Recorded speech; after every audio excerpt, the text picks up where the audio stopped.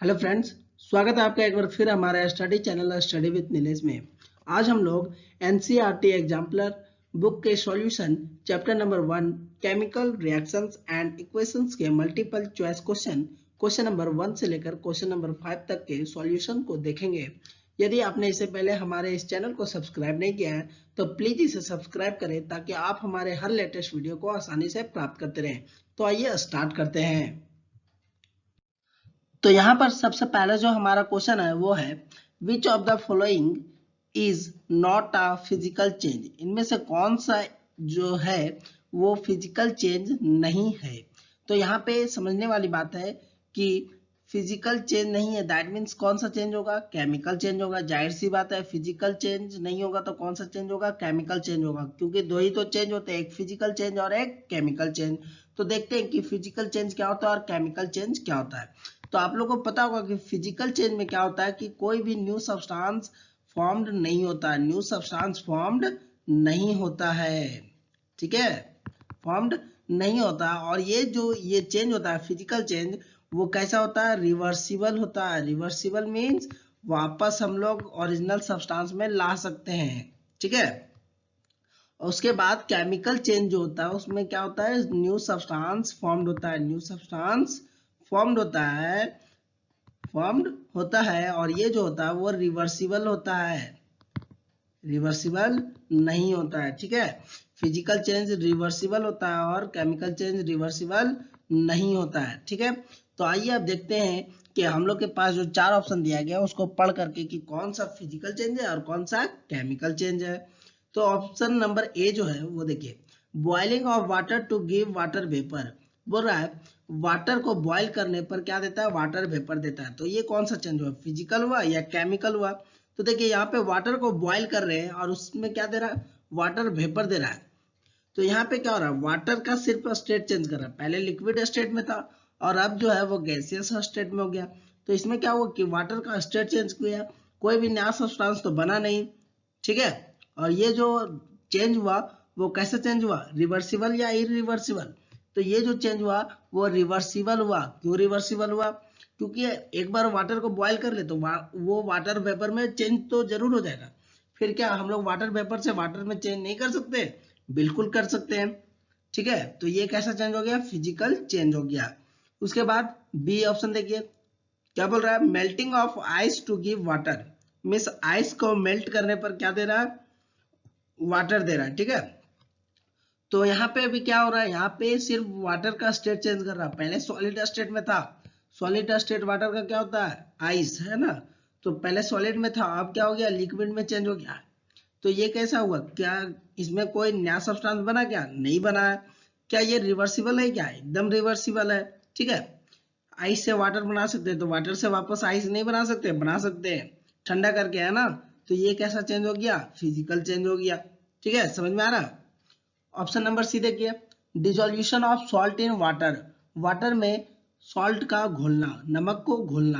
तो ये कैसा चेंज हुआ, तो देखिए वाटर में सॉल्ट अगर घोल देते हैं तो क्या उसमें नया सब्सटेंस फॉर्म हो रहा है, नया सब्सटेंस बन रहा है, नहीं बन रहा है ना, क्योंकि इसको हम लोग क्या कहेंगे, सॉल्ट वाटर ही कहेंगे। और ये जो होता है वो रिवर्सिबल भी होता है। कैसे रिवर्सिबल होता है, तो वाटर सॉल्ट, जो सॉल्ट वाटर होगा हम लोग के पास, नमक वाला पानी होगा, उसको हम लोग गर्म कर देंगे तो वाटर वाटर वेपर में चेंज हो जाएगा। और वाटर वेपर को कलेक्ट कर लेंगे हम लोग एक बर्तन में, ठीक है। तो वाटर वेपर से वापस वाटर में आ जाएगा और सॉल्ट जो होगा वो वापस सॉल्ट में आ जाएगा, है ना। तो ये रिवर्सिबल है, ठीक है। और इसमें कोई भी न्यू सब्सटेंस फॉर्म नहीं हो रहा है, इसलिए ये कैसा चेंज हो गया, फिजिकल चेंज हो गया। ऑप्शन नंबर डी देखिए, combustion of liquefied petroleum gas, LPG. LPG का कंबशन मींस एलपीजी का जलाते हैं तो क्या कौन सा चेंज होता है, फिजिकल या केमिकल। तो देखिए लिक्विफाइड पेट्रोलियम गैस एलपीजी को हम लोग जलाते हैं तो उसमें नया सब्सटेंस फॉर्म होता है, CO2 और वाटर वेपर, ठीक है। और ये जो होता है वो रिवर्सिबल नहीं होता, इरिवर्सिबल होता है, ठीक है। तो मीन्स अगर हम लोग एक बार एलपीजी को जला दिए तो वापस क्या उसको एलपीजी में हम लोग ला सकते हैं, क्या नहीं ला सकते हैं। तो ये कैसा हो जाएगा, केमिकल चेंज हो जाएगा, ठीक है। तो दैट मीन्स कौन सा फिजिकल चेंज नहीं है, तो ऑप्शन नंबर डी, ठीक है, ये हो जाएगा आपका सही आंसर। तो अब देखिए क्वेश्चन नंबर 2। क्वेश्चन नंबर 2 क्या है? The following reaction is an example of. जो रिएक्शन दिया गया है वो किसका एग्जांपल है? ठीक है, चार दिया गया, displacement reaction, combination reaction, redox reaction और न्यूट्रलाइजेशन रिएक्शन। तो इसको समझ लेते हैं कौन सा रिएक्शन है। देखिए यहाँ पे जो रिएक्शन दिया गया है वो क्या दिया है? 4 मोल NH3, ठीक है, उसको रिएक्शन करवाएं 5 मोल ऑक्सीजन के साथ और क्या बना? 4 मोल NO बना, ठीक है, और क्या बना? 6 मोल H2O बना। ये सब जो है वो सब गैसियस स्टेट में है, ठीक है। तो यहाँ पे जो पहला दिया गया वो क्या दिया गया? Displacement reaction. तो क्या देखिए इसमें कि डिस्प्लेसमेंट रिएक्शन है कि नहीं। तो डिस्प्लेसमेंट रिएक्शन आप लोगों को पता होगा कि क्या होता है कि इसमें हाईली रिएक्टिव चीज जो होता है वो क्या करता है? लिस्ट रिएक्टिव चीज को अपने प्लेस से डिस्प्लेस करता है, उसके सॉल्ट सॉल्यूशन से डिस्प्लेस कर देता है उस लिस्ट रिएक्टिव एलिमेंट को, ठीक है। तो यहाँ पे देखिए क्या हो रहा है कि NH3 है, इसमें से क्या हो रहा है कि O2 जो है वो NH3 से H को बाहर निकाल दे रहा है और खुद उसके जगह पर आ जा रहा है, O खुद उसके जगह पर आ जा रहा है। तो यहाँ पे आपको क्या समझ में आया कि जो हाईली रिएक्टिव मेटल है, सॉरी, जो हाईली रिएक्टिव एलिमेंट है वो क्या कर रहा है? लिस्ट रिएक्टिव एलिमेंट को उसके जगह से डिस्प्लेस कर दे रहा है, उसके जगह से क्या कर दे रहा है? डिस्प्लेस्ड कर दे रहा है। तो ये कैसा रिएक्शन हो गया? डिस्प्लेसमेंट रिएक्शन हो गया, ठीक है। उसके बाद देखिए कॉम्बिनेशन रिएक्शन। तो कॉम्बिनेशन रिएक्शन में क्या होता है कि दो दो दो सब्सटेंस मिलकर के, मान लीजिए एक सब्सटेंस ए है और दूसरा सब्सटेंस बी है, तो दोनों मिलकर के एक नया सब्सटेंस देगा सी, ठीक है, वो सिंगल सब्सटेंस देगा। तो इस रिएक्शन में देखिए क्या इसमें सिंगल सब्सटेंस फॉर्म्ड हो रहा है? तो यहाँ पे आप देख सकते हैं कि यहाँ पे दो सब्सटेंस फॉर्म्ड हो रहा है, सिंगल सब्सटेंस फॉर्म्ड नहीं हो रहा। तो दैट मीन्स ये कॉम्बिनेशन रिएक्शन नहीं है, डिस्प्लेसमेंट रिएक्शन है, ठीक है। रिडॉक्स रिएक्शन की बात करें तो देखिए यहाँ पे क्या हो रहा है कि NH3 से देखिए क्या हो रहा है, NH3 से H क्या हो रहा है? निकल जा रहा है। H क्या हो रहा है? निकल जा रहा है। हाइड्रोजन जो है वो निकल जा रहा है और उसके जगह पे क्या आ जा रहा है? ऑक्सीजन आ जा रहा है। तो हाइड्रोजन का रिमूवल क्या कहलाता है? हाइड्रोजन का रिमूवल क्या कहलाता है? ऑक्सीडेशन है ना। या फिर हाइड्रोजन का रिमूवल कह लीजिए या फिर ऑक्सीजन का गेन कह लीजिए। तो उसको क्या कहते हैं? हाइड्रोजन का रिमूवल या फिर ऑक्सीजन का गेन। ऑक्सीजन का गेन उसको क्या कहते हैं? ऑक्सीडेशन कहते हैं, ठीक है, ये तो आपको पता होगा।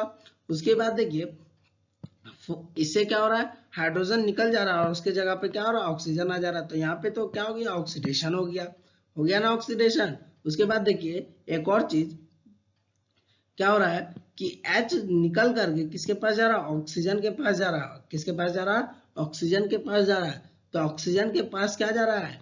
हाइड्रोजन जा रहा है ना। तो यहाँ पे हाइड्रोजन का एडिशन हो गया, ऑक्सीजन में हाइड्रोजन का एडिशन हो गया। तो एडिशन ऑफ हाइड्रोजन क्या कहलाता है? रिडक्शन कहलाता है। हाइड्रोजन का एडिशन क्या कहलाता है? रिडक्शन कहलाता है, रिडक्शन, ठीक है, समझ में आ रहा है। तो यहाँ पे देखिए दो तरह का रिएक्शन हो रहा है, एक ऑक्सीडेशन और एक रिडक्शन। दैट मीन्स दोनों एक साथ हो रहा है। दैट मीन्स कैसा हो जाएगा? रिडॉक्स रिएक्शन, ठीक है। तो ऑप्शन नंबर 1 भी सही है और 3 भी सही है। अब 4 नंबर का बात करते हैं। 4 नंबर न्यूट्रलाइजेशन रिएक्शन। तो 4 नंबर क्या बोल रहा है? Neutralisation reaction. न्यूट्रलाइजेशन रिएक्शन में क्या होता है कि एसिड और बेस ये दोनों रिएक्ट करता है और क्या बनता है? सॉल्ट और वाटर बनता है। तो देखिए इस रिएक्शन में अगर बात कीजिए, इस रिएक्शन में बात कीजिए तो क्या इसमें सॉल्ट और क्या इसमें एसिड आपको नजर आ रहा है? क्या इसमें आपको एसिड नजर आ रहा है? क्या इसमें बेस नजर आ रहा है? नहीं नजर आ रहा है। तो जब एसिड और बेस ही नहीं नजर आ रहा है तो सॉल्ट और वाटर बनेगा क्या? नहीं बनेगा। तो दैट मीन्स ये न्यूट्रलाइजेशन रिएक्शन भी नहीं है। तो क्या हो जाएगा? 1 और 3। अब चेक करते हैं, यहाँ पे 4 ऑप्शन दिया गया है ABCD में। अब चारों ऑप्शन में कौन सा सही है? 1 और 3। अब देखिए 1 और 3 किस में दिया है? ए में। 1 और 4 तो ये तो होगा नहीं। 2 और 3 ये भी नहीं होगा।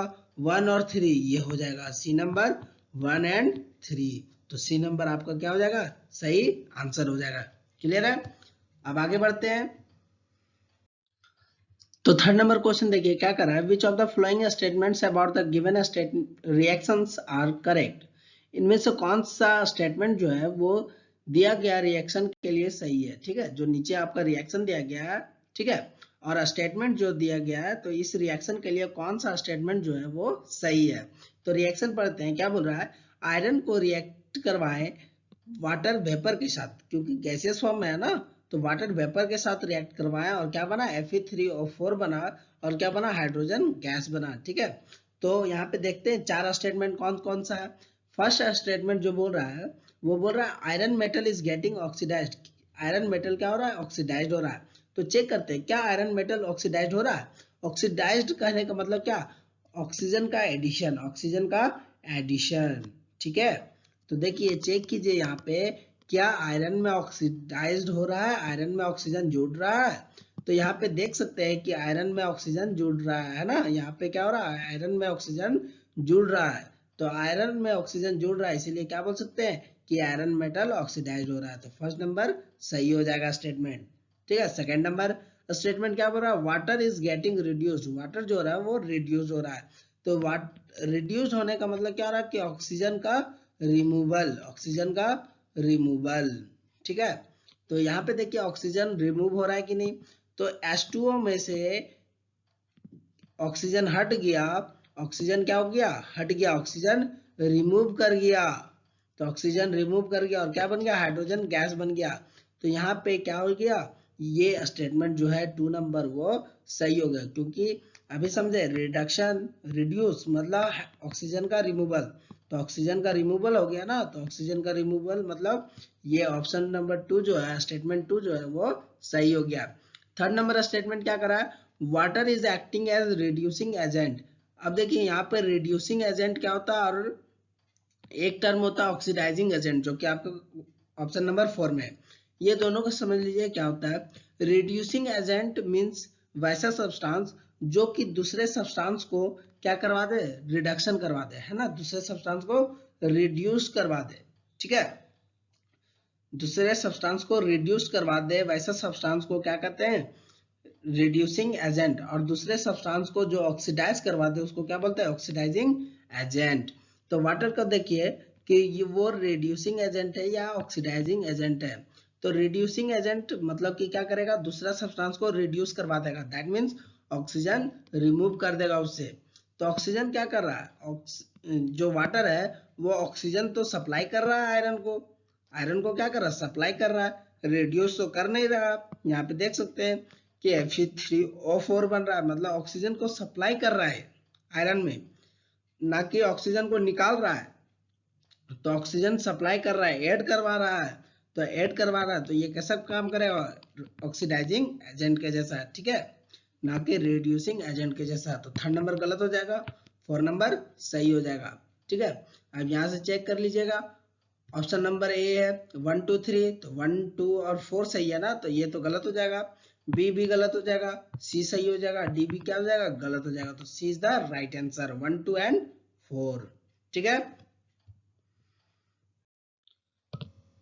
अब देखिए क्वेश्चन नंबर 4 क्या कर रहा है, which of the following are exothermic processes. इनमें से कौन सा जो है वो एक्सोथर्मिक प्रोसेसेस है। तो एक्सोथर्मिक प्रोसेस मीन्स क्या होता है, तो वैसा प्रोसेस या फिर वैसा केमिकल प्रोसेस जिसमें से क्या होता है कि हीट निकलता है, लिबरेट होता है, या फिर हीट क्या होता है, इवॉल्व होता है, ठीक है, या फिर हीट क्या होता है, इवॉल्व होता है, या फिर प्रोड्यूस्ड होता है, ठीक है। तो जिससे हीट निकलता है उस प्रोसेस को क्या कहते हैं, एक्सोथर्मिक प्रोसेस कहते हैं। तो यहाँ पे चार दिया गया है, चार स्टेटमेंट, उसको देखते हैं। क्या बोल रहा है, reaction of water with quick lime. First जो है वो बोल रहा है कि वाटर का रिएक्शन क्विक लाइम के साथ, ठीक है, क्विक लाइम जिसका फॉर्मूला क्या होता है, CaO, quick lime, calcium oxide, ठीक है। तो कैल्शियम ऑक्साइड का जब भी वाटर के साथ रिएक्शन होता है तो क्या बनता है, कैल्शियम हाइड्रोक्साइड बनता है, ठीक है, कैल्शियम हाइड्रोक्साइड बनता है। और इसमें लार्ज अमाउंट ऑफ हीट जो होता है वो लिबरेट होता है, प्रोड्यूस होता है, जिसके कारण से इसको हम लोग कह सकते हैं कि ये कैसा रिएक्शन है, कैसा प्रोसेस है, एक्सोथर्मिक प्रोसेस है, क्योंकि इससे क्या हो रहा है, हीट प्रोड्यूस हो रहा है। सेकेंड नंबर देखिए, dilution of N acid, acid का डाइल्यूशन। तो यहाँ पे आपको पता होगा कि जब भी हम लोग एसिड और बेस को जब भी पानी में मिलाते हैं, ठीक है, तो उससे क्या होता है कि बहुत large amount of heat produce होता है, जिससे कि आग भी पकड़ सकता है। ठीक, तो इसीलिए हम लोग इसको क्या कर सकते हैं, ये भी क्या ऐसा प्रोसेस हो गया, एक्सोथर्मिक प्रोसेस हो गया। उसके बाद थर्ड नंबर देखिए, इवापोरेशन ऑफ वाटर, वाटर का इवापोरेशन। तो इसमें आपको पता होगा कि वाटर का इवापोरेशन में, वाटर को इवापोरेट कराने के लिए हम लोग क्या करते हैं, हीट इसमें देते हैं। हीट क्या करते हैं, देते हैं। तो हीट देना किसी रिएक्शन में या किसी प्रोसेस में, उसको कहते हैं इंडोथर्मिक। क्या कहते हैं, इंडोथर्मिक। ठीक है, इंडोथर्मिक। तो ये तो एक्सोथर्मिक हुआ, नहीं इंडोथर्मिक हुआ। ठीक है, फिर 4 नंबर देखिए, सब्लिमेशन ऑफ कैम्फर, कैम्फर का सब्लिमेशन। ठीक, तो कैम्फर का सब्लिमेशन मीन्स क्या होता है, कैम्फर जो सॉलिड स्टेट में रहता है उसको डायरेक्ट गैसियस स्टेट में चेंज कर देना।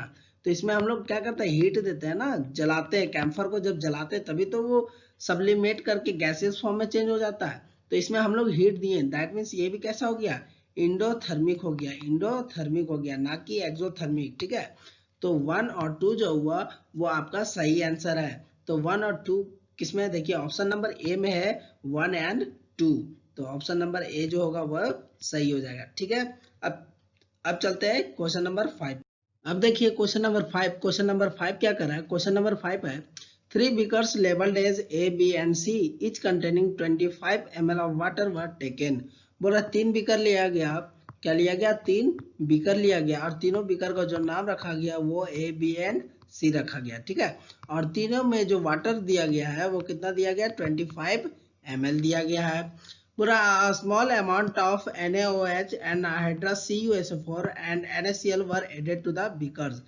बोल रहा है beakers A, B and C respectively. बोल रहा है बीकर्स ए और बी और सी में स्मॉल अमाउंट लिया गया NaOH का, एनहाइड्रस CuSO4 का और NaCl का। ठीक है, मीन्स ए में क्या लिया गया, तो Na में, बीकर ए में क्या लिया गया, तो NaOH लिया गया।